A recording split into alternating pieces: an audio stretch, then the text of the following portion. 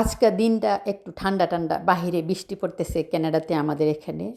So তাই decide করলাম ছুটির দিন আবার বাহিরে বৃষ্টি, রেগুলার খাবার দাবারগুলো যেগুলি খাওয়া হয় মনে হচ্ছে এগুলি খেতে ইচ্ছা করতেছে না।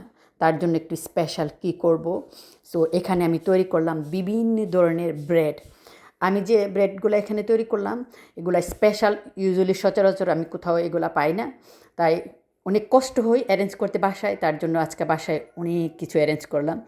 আর এখানে হলো স্পেশাল চিকেন গার্লিক ব্রেড, তারপরে আরও স্পেশাল ব্রেড আছে আমি আপনাদের সাথে শেয়ার করব। তারপরে আর এদিকে চুলার উপরে আমি রান্না করতেছি লামস্টিক বোনাটা।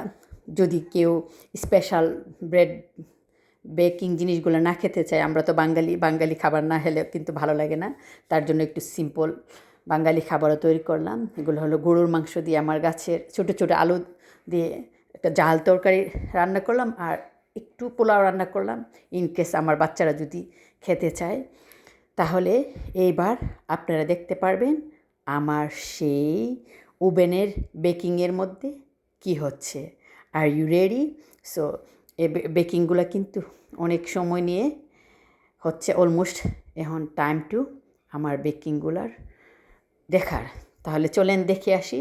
সো এইখানে আমার সেই হচ্ছে স্পেশাল একটা গার্লিক ব্রেড।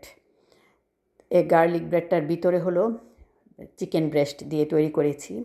এটা এত বেশি অসাধারণ হয়, সচরাচর আমি কোথাও এটা পাই না, কিন্তু আমাদের বাসার সবার অনেক ফেভারিট, কিন্তু অ্যারেঞ্জ করতে অনেক অনেক সময় চলে যায়।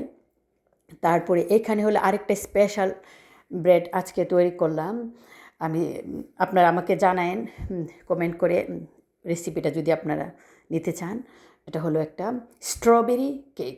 এই কেকটা একেবারে অনেক অনেক অসাধারণ হয়।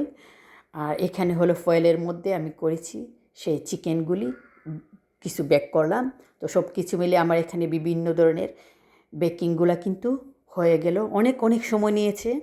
তারপরে সে আমার মজাদার স্ট্রবেরি যে কেকটা, এটা হলো দেখতে ভিতরের যে সফটনেসটা মনে হবে কেকের মতন, কিন্তু কেক না। রেসিপি লাগলে আমাকে কমেন্ট বক্সে জানাতে পারেন। তারপরে এই আমার অনেকগুলি বেকিং রেডি হলো, অনেক সময় লেগেছে স্পেশালি অ্যারেঞ্জমেন্টগুলি। ভাবলাম যেহেতু ছুটির দিন আর বাইরে বৃষ্টি পড়তেছে, আমার এবং আমার বাচ্চাদের সবার পছন্দেরই বিভিন্ন ধরনের বেকিংগুলি করি। সো আফটার আমার যে স্ট্রবেরি যে ব্রেডটা তৈরি করলাম, এই যে ব্রেডটা রেডি হওয়ার পর এটা যে এত সুন্দর একটা ফ্লেভার এসেছে, খেতে অসাধারণ হয়। সো একেবারে মনে হয় কেকের মতন এত সফট, কিন্তু এটা হলো একটা স্পেশাল ব্রেড, এত বেশি মিষ্টি না। সকালের নাস্তা এবং বাচ্চাদের স্কুলের জন্য স্ন্যাক্স টাইমে খাওয়ার জন্য তৈরি করলাম। আর এটা হলো যে কোনো সময় খেতে পারবে সেই স্পেশাল গার্লিক চিকেন ব্রেড। স্কুলের lunch, breakfast, dinner any time আমার বাচ্চারা খাবে। এটা হলো একটা ইয়ামিয়েস্ট একটা ফুড। সব কিছু মিলে আজকের বেকিং অনেক কিছুই হয়ে গেল।